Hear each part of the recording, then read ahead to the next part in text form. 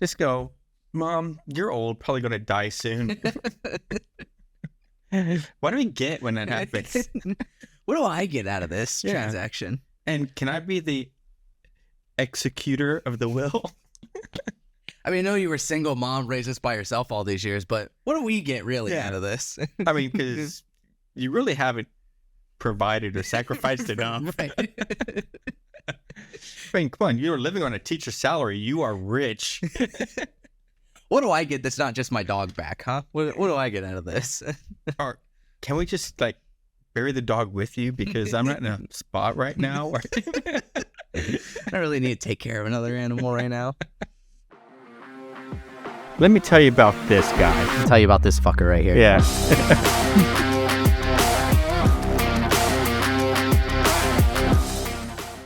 We're going to have a midlife crisis podcast episode. We're cooking up something special for you guys for 6 months in. So we'll have a midlife crisis episode. Well, when we say cooking up something, there's literally no cooking involved. Or is there? I don't know. Guess you'll find out. No, we're going to stay away from the flames, I think, and the fireworks. Oh, goodness. You guys will get it eventually. Episode 26. Yep. All nude all the time. Who knows? It won't start that way. So be on the lookout for episode 26. That'll be our 6 month special, if you will. Mm-hmm. Yeah. But speaking of death and dying. Yeah, speaking of dying content. So talk about work a little bit. So I do the safety thing for work, right? Mm-hmm. You're the safety man. I am the safety god. Yeah. Yeah. That's exactly how Mike is at work, by the way. But it's a real dick.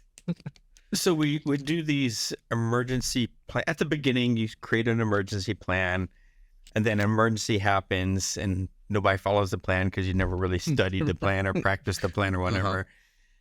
And then you revisit the plan and just see all the things that are wrong with your plan. Right. But then I think about how my parents planned outside of work for emergencies and that kind of thing.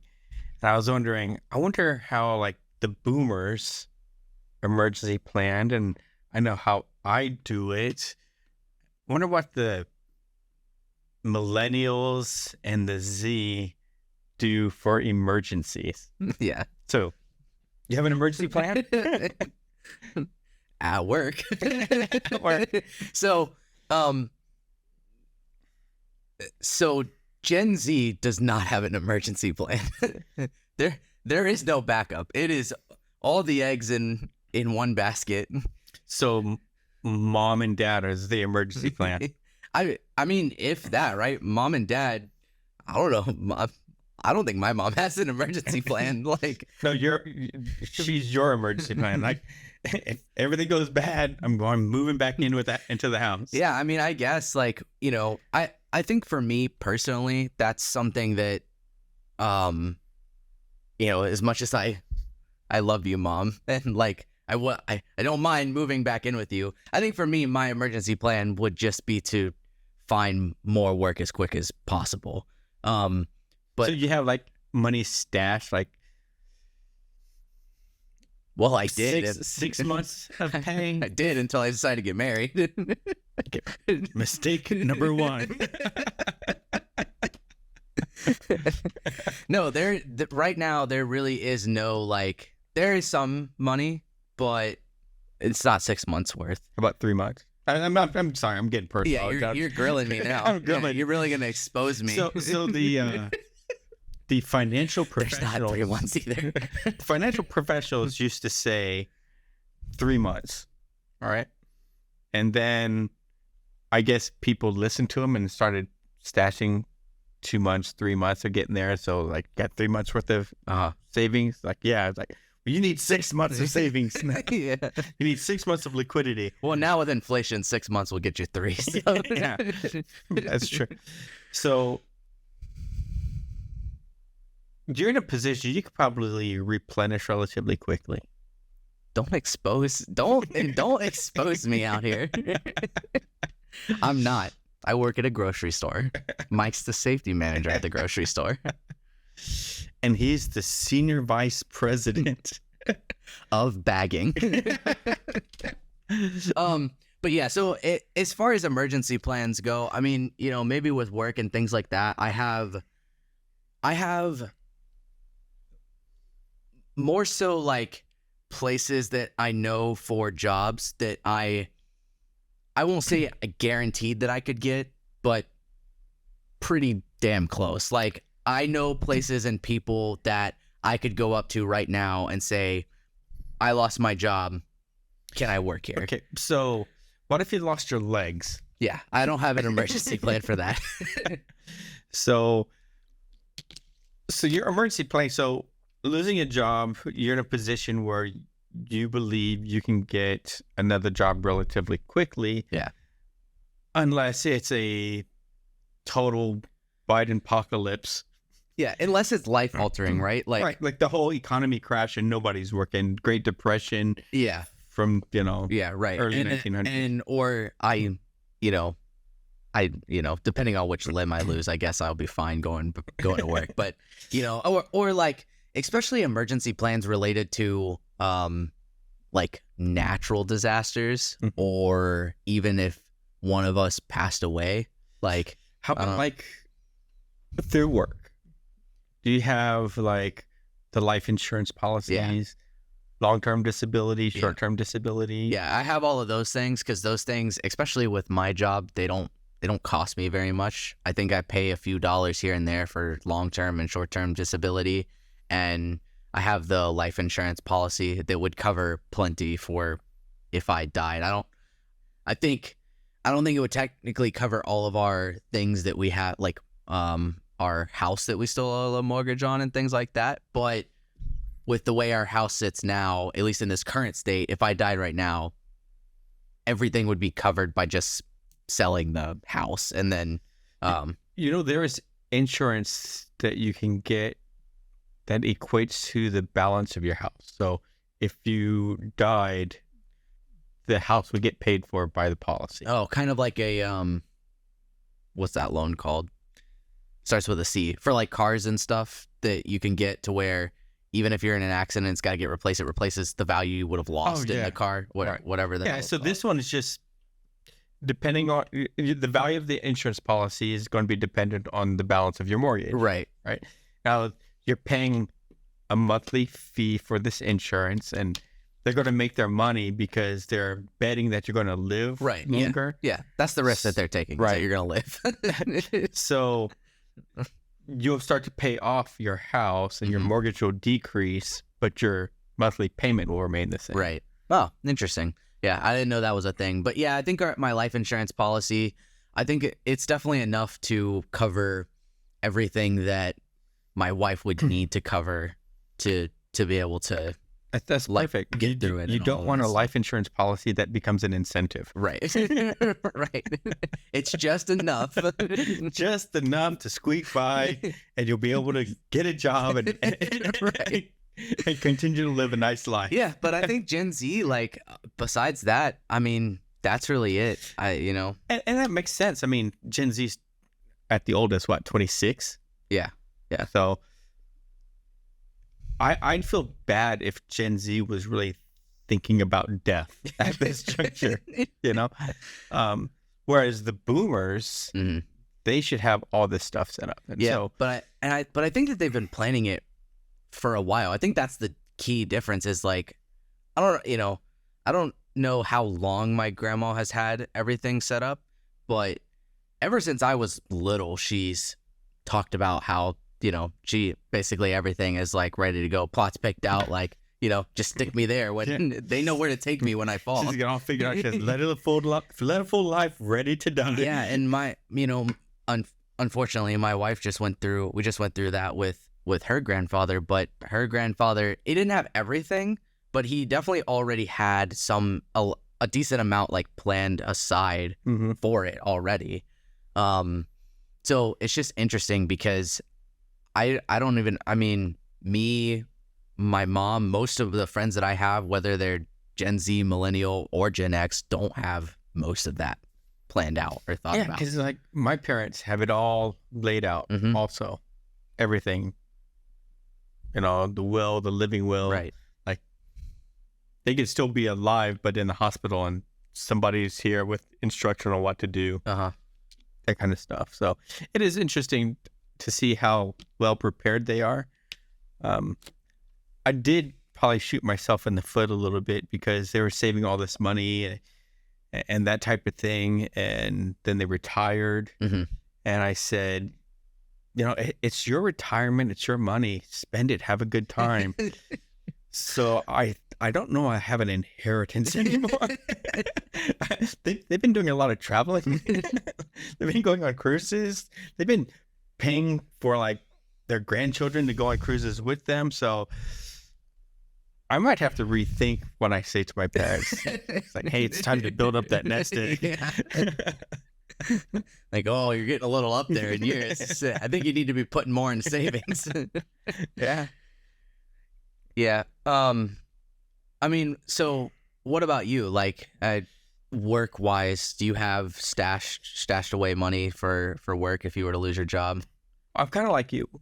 So I do have some stashed away, but I don't have 6 months stashed away Yeah. in liquidity. I do have some stashed away, but also I'm able to get work relatively quickly. Yeah. You know how they have like, if you have a gap of employment on your resume, people like raise eyebrow and Right. it's hard for you to get work again. So I had I took time off to try and start a business. Mhm. And then I discovered exactly how lonely it is trying to start a business. Yeah. And I really missed working with teams. Mhm. And so I decided to forego that and go back into the regular working world. And it did not take long Yeah. for me to get Yeah. a job. Well, and I think, the industry we're in helps with that. There's Mhm. not, it's still relatively small comparatively to a lot of others. So it's, I think that definitely helps for sure. But do you know what your mom's Gen X like me, right? Mhm. Yeah. So is she's a teacher? Yeah. So She's a guidance counselor Guidance now. counselor. Yeah. Does she fall into like the same pension programs as teachers and that kind of thing? Yeah. Yeah. And I think hers is improved because she used to have hers in Florida. Now she moved to Alabama, and they've got better benefits and things like that for teachers there. Dang, who would have thought? Yeah, right. Well, if you're trying to teach the kids with no teeth how to speak, it takes more effort than the kids with teeth. I think I've said this on the podcast before, but I have a buddy of ours that basically says that, my mom must be the queen of Alabama because she's got a master's degree in all her teeth. That's rough. But so does she have you and your siblings taken care of? Should she? Honestly, no idea. No idea. I have no clue. We haven't really had that conversation. I should probably ask. Mom, you should comment. Are we covered? Okay, so this is how you open it up, because it's a sensitive topic, right? I don't know. We're pretty open. We've had this conversation with my grandma and all that stuff before too. I don't think the conversation would be difficult. I just never really thought to ask, to be honest with you. Just go, Mom, you're old, probably going to die soon. What do we get when that happens? What do I get out of this Yeah. transaction? And can I be the executor of the will? I mean, I know you were single mom, raised us by yourself all these years, but what do we get really Yeah. out of this? I mean, because you really haven't provided or sacrificed enough. Right. I mean, come on, you're living on a teacher's salary. You are rich. What do I get that's not just my dog back, huh? What do I get out of this? Or can we just like bury the dog with you, because I'm not in a spot right now? I don't really need to take care of another animal right now. Oh, man. So yeah, I'm curious if she still watches. One day she'll see this. I know if I went into the details of everything that my parents have done in preparation, my mom would be chasing me through the house with like a wooden spoon or an iron skillet, a cast iron skillet. So with the Vietnamese culture, okay, let's go sideways here. All right.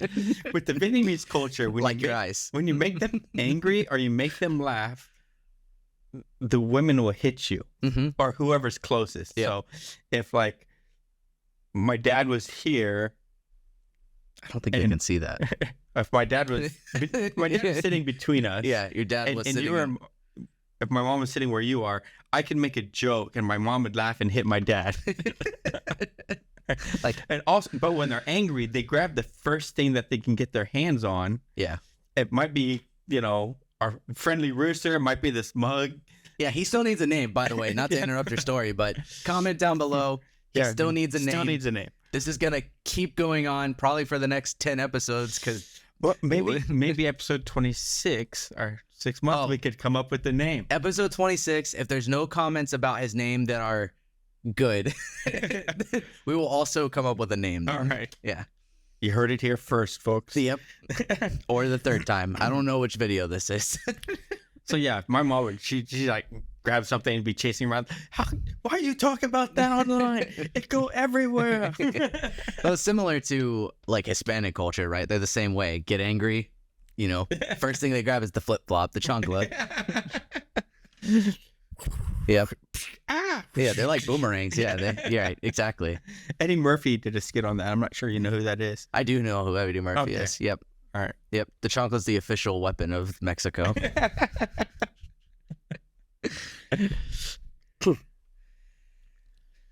So you got your grandmother is detailed. Yes. Your mom is a big fat question mark. And you are a 0. I don't even know if she actually has. She's talked about setting up her will. I don't think my mom has. I think the only one that's got it all planned out is my grandma. And I definitely don't have any none of that set up. Here's the problem with your situation, all right? Mm-hmm. And I'm going to do this from the Gen X perspective because I think this is a real reason why. It's one of those, we're dead, we don't care. I think it kind of is for us. I also think it's one of those things like we see kind of what's going on around us and we're like, is it really going to matter? Is it really going to make a difference? I'm just going to have 3 boxes and the people in the will gets to pick a box, all right? And whatever weapon is in that box is the one that they're stuck with. And then they have to duke it out for everything. Winner takes all. Have a pair of boxing gloves, a knife, and nunchucks. But yeah, so I think Gen Z's all in on this, Well, Gen Z thinks global warming is going to destroy the Earth in 6 years. Yeah. Or was it 4 years? I don't know. Whatever the latest and greatest is. So, yeah, we don't have a plan. You don't have a plan? You're actually too young for a plan. Your plan really should be focused solely on your finances and downturn in economy security. Yeah. And we are trying to downturn especially that one. Yeah. Especially that one. Yep, especially that one. So what else you got for us? Well, I can tell you this. Most of Gen Z doesn't have any disaster planning either. Fire, hurricane, tornado. Do you have renter's insurance? Earthquake. Well, I have a mortgage, so I have homeowners insurance. Right. So, but when I've rented in the past, yes, I have renter's insurance. Yeah. Do your friends get renter's insurance? Mm-hmm. Yeah, but most places require it, right? So is that why they get it? Yeah, that's why I got it. It's like $10 a month to cover a couple grand or stuff or whatever. Has anyone ever broken into your car or your house or anything like that? No, never had that situation happen. Okay, not yet. Although you look like you're planning it, but so I have had the misfortune of having people break into a vehicle, break into a house, and that type of thing. And for the most part, it's not worth reporting it to your insurance company. Yeah, because insurance becomes more expensive than. Yeah, and it's annoying because it's like, hey, I want to know if I report this, how much is it going to jack up my insurance rate? Oh, we won't be able to tell until you give us the details. Until you report it. Yeah, until you report it. And then it's like, oh, yeah, your insurance rates went up $1,600 a month. It's like, but there was only $400 or something. Right. Yeah, I feel like something serious would need to happen for it to matter. Like if somebody comes in and takes my TV, that's one thing. Mm-hmm. If somebody comes in and takes literally all my stuff, that may be a different story. But Right. So that's why I'm an advocate for the high deductible, because if you have a low deductible, let's say your deductible is $500, right? And they steal your TV and it's $3,000. Got high-speed TV, right? Yeah. High-speed TV. High-speed low drag. Right? I don't think that's what they classify TVs as, but it's fine. No, it's an army term, right? High-speed low drag means you're, pretty damn cool. Oh, right? gotcha. Right. Cream of the crop, huh? So that $3,000 TV, $500 deductible, you get $2,500. You're right. In 1 year, you'll have purchased that TV back again just in your increase in your insurance. And then if you move and buy a different house and then you go to get insurance, they ask about if you've had any claims, and they're able to look it up to make sure you're not a dirty liar. And then they keep your rate high. Right.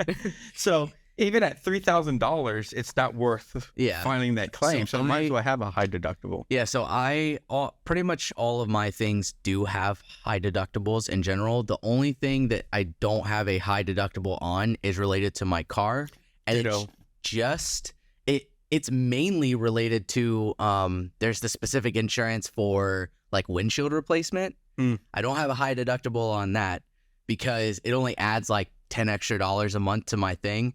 And windshields they're expensive, especially nowadays with all of the vehicles. With the Teslas and everything's in it. Well, but not just that. I mean, even the vehicles that I've had in the past, I learned the hard way because almost every vehicle now has the radar sensors and all of that stuff in almost all of them, especially the newer ones. And that special glass that you got to get now for it, it was like $3,000 to replace my windshield. I was on a project in Seattle, building a bridge. So we had to kind of demo a bridge and build a bridge. Well, the demo crew didn't do a fantastic job. And so there's still debris hanging from the bridge. And cars are driving underneath it. All right. So this lucky winner who owned a Mercedes was able to catch this chunk of concrete with her windshield, and we accepted full ownership of it. This lady was actually nice. She's like, I don't want to, it's a windshield. Nobody got hurt, blah, blah, blah. I just want my windshield. Yeah, she could have sued. She wasn't like a, right. And I just want it done promptly. Right. And so we're like, okay, let us know where you're taking it. And we cut them a check. Right. And she didn't have to write a check, no nothing. It was taken care of, done deal. But $3,000. Yeah. And and this was like a decade ago. Yeah. Right? And so when we saw that invoice, we're sticker shock. What in the hell? $3,000? I got my windshield fixed for $250. Freaking Mercedes. And then you look at the invoice because they sent it to us and she wasn't involved, and you got to see why, and you're like, dang. Yeah, because they use the way the glass is made is different than just a normal car for anything with radar or anything like that, or LiDAR or whatever. Not radar, but anything with LiDAR or anything like that. So sonar. We got sonar windshields. Right. So yeah, it just, I have it on that, learning the hard way because it only cost me a couple bucks a month. And when I never use it, it's great. But that one day that one rock chips my whole goddamn windshield, and I'm going to be pissed. And I'm not going to want to pay that $3,000 to $5,000 or whatever it costs out of pocket. But other than that, everything else is high deductible for me. I keep the low deductible on my auto insurance. Because ultimately, the way I believe the world is going to work is the accident's not going to be my fault anyway. Not gonna be my problem. So it's not going to be my fault. And even if it's not my fault, I'm still going to have to pay the deductible and then get reimbursed on it Right. afterwards, right? So I'd rather just pay a $250 deductible up front instead of a $1,000 deductible up front. Yeah. Yep. And then to me, it's based on the car too. Like my car is different cost than my wife's car, and so I base it on that as well. And like, well, you know, to replace our car, what is it going to cost versus? Do you have a car that's fully paid off? No. No. Have you ever had a car that's fully paid off? Yes. Did you keep full coverage on it, or did you drop it down to liability? Well, if we want to be honest about this, I've had cars that are fully paid off, but that's because they cost almost nothing to buy. Like I didn't finance them. We bought it like on, you know, Craigslist or whatever, right? My first and my second car was bought from a friend of ours. We bought it from a friend of ours, and my first one, you know, we bought from somebody like on Craigslist, and was It's like, all right, $800 in a box of Krispy right. Each one Kremes. was like $1,000, right? So other than that, I've never, you know, all of my financed vehicles have not been paid off. So when it gets paid off, are you going to drop it down to liability, or are you going to keep full coverage on it? I think it depends on the car we're talking about. Well, I don't know how much to pry, but I think we've announced to the world that you do have a Tesla. Yeah, I do own a Tesla. And so so on I'm my guessing Tesla, that one I is will gonna probably remain. keep full in coverage on.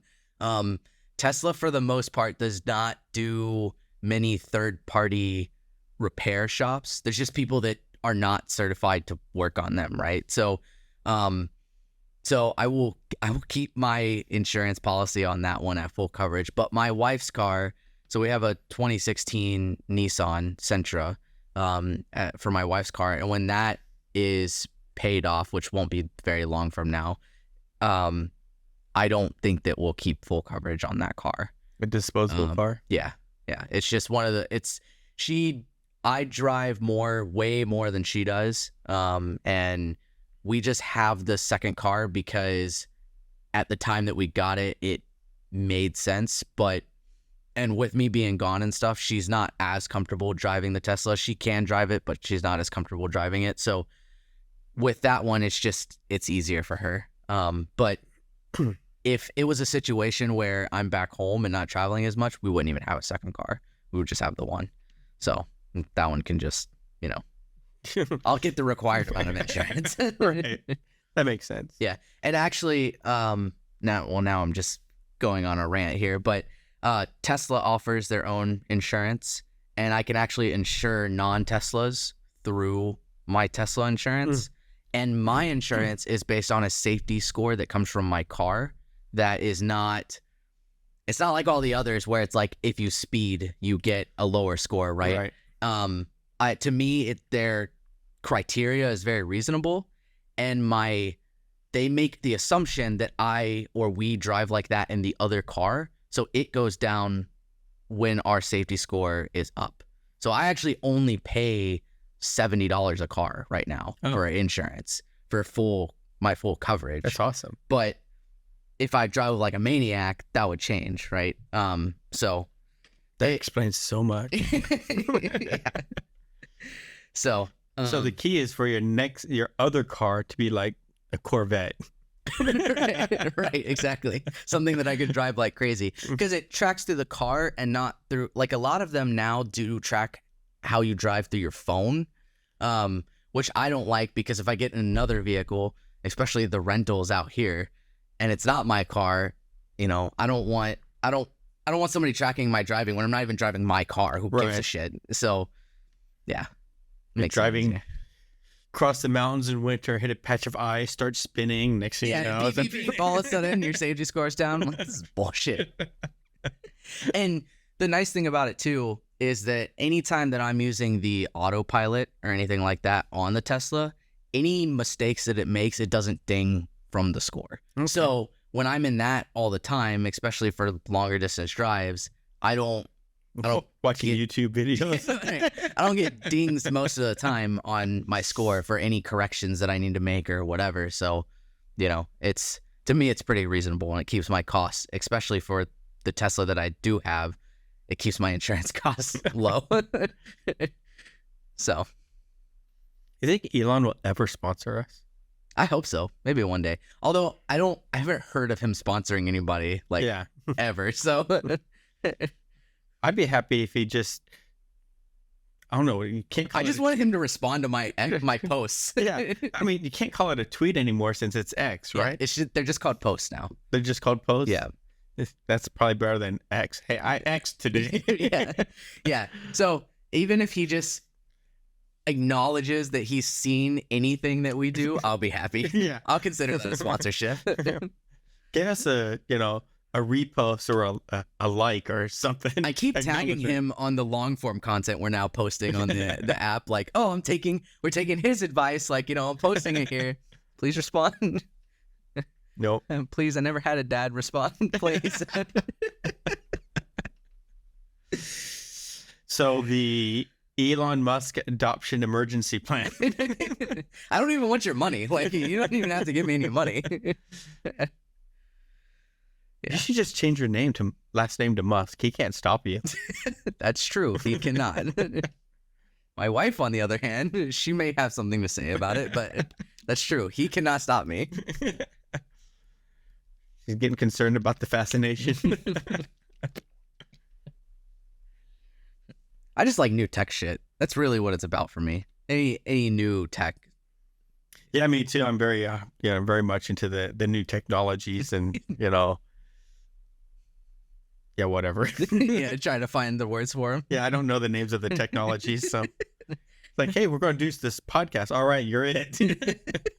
What's a podcast? It's that thing that came after the vlog, right? Right. Well, this is kind of like a vlog. There's video involved. Yeah.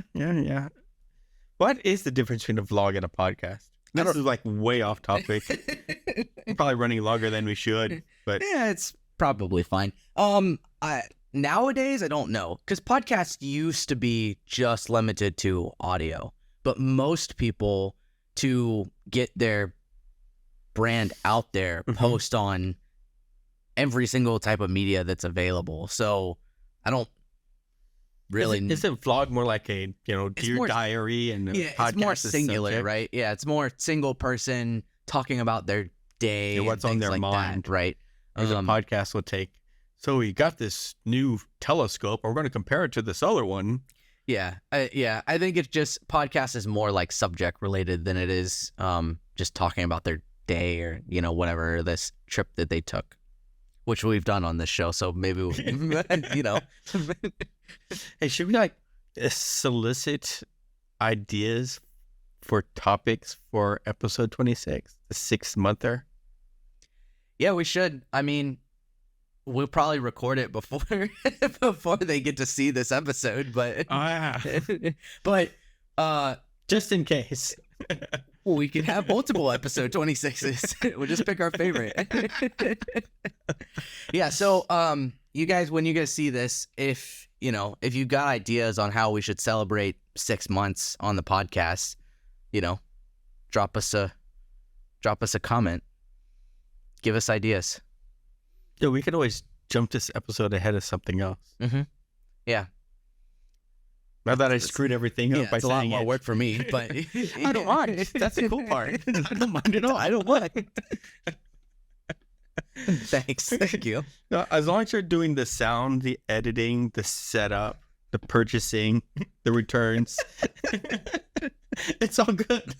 I don't mind. So as long as you're just sitting there, you don't mind. I could see how you wouldn't mind. Hey, I'm just here as that attractive person to bring in the female audience.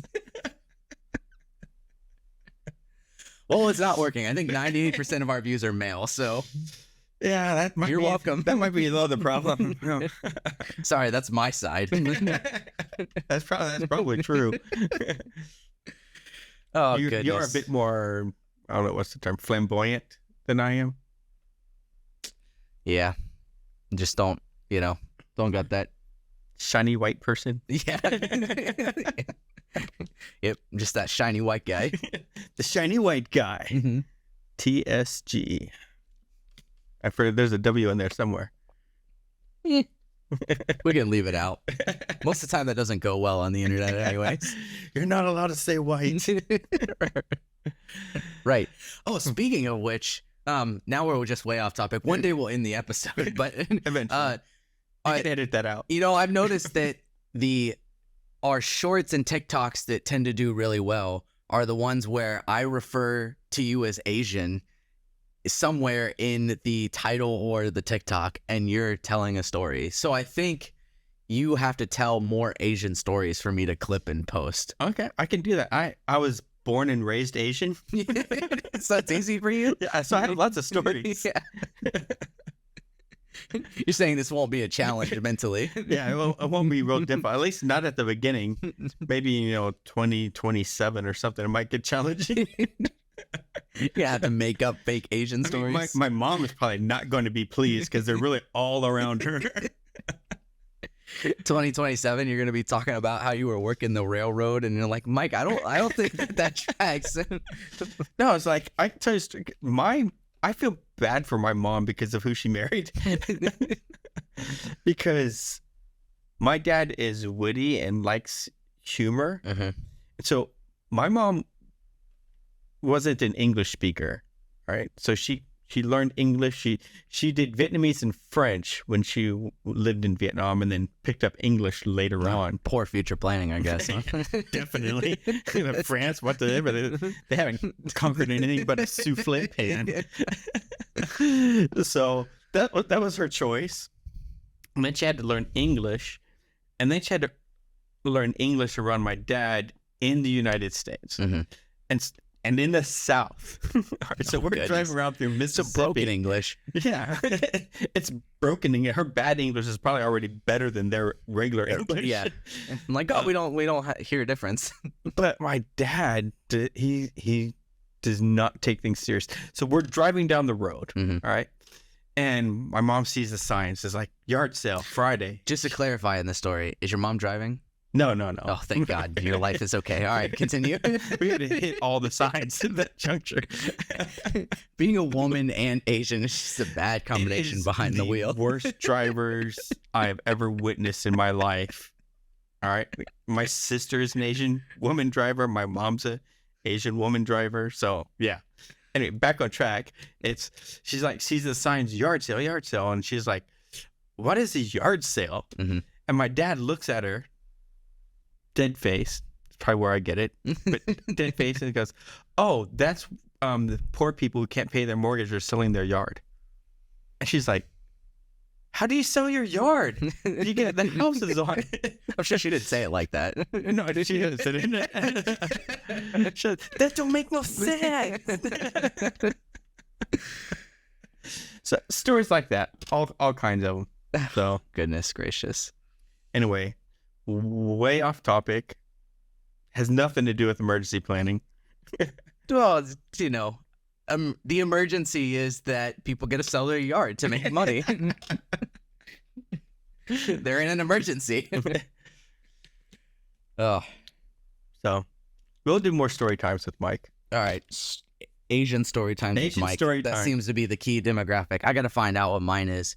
I think mine, actually, the best short that we've had so far on this podcast with YouTube. We got our thingy just broke. The video gave up. Well, uh-oh. Goodbye, guys. Peace be the journey. Bye.